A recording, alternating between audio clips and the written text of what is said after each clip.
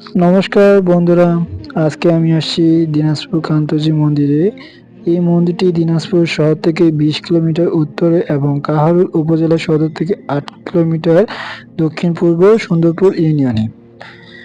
এই মন্দিরটি তেপা নদীর তীরবর্তী একটি গ্রাম কান্তনগরে অবস্থিত।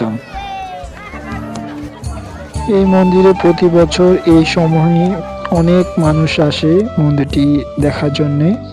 এই জন্যে আমিও আসছি আজকে এই মন্দিরটি দেখার জন্যে।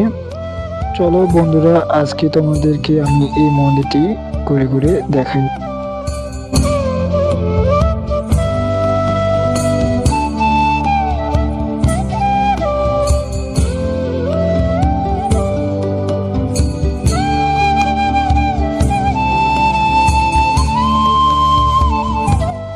এটি হচ্ছে মন্দিরটির প্রবেশ পথ।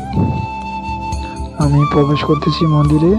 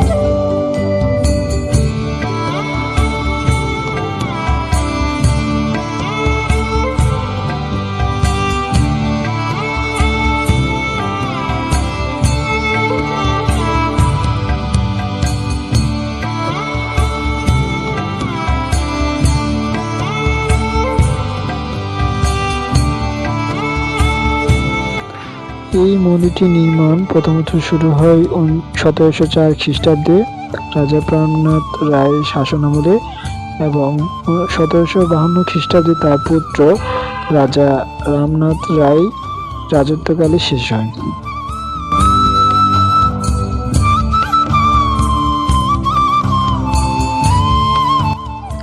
এই মন্দিরটিকে নবরত্ন বলা হয়, যার কারণ হলো এটি ৯ শিখার ছিল, কিন্তু ১৮৯৭ সালে সংঘটিত এক ভূমিকম্পে সবগুলোই ধ্বংস হয়ে যায়।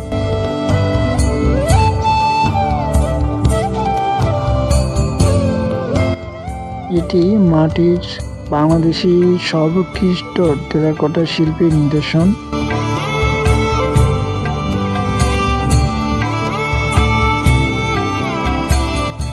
অনেক সুন্দর সুন্দর টেরাকোটার চিত্র এই মন্দিরে ফুটিয়ে তোলা হয়েছে। বিভিন্ন রাজাদের সময়, শাসন ক্ষমতা, বিভিন্ন কাহিনী এই মন্দিরে তুলে ধরা হয়েছে টেরাকোটার মাধ্যমে।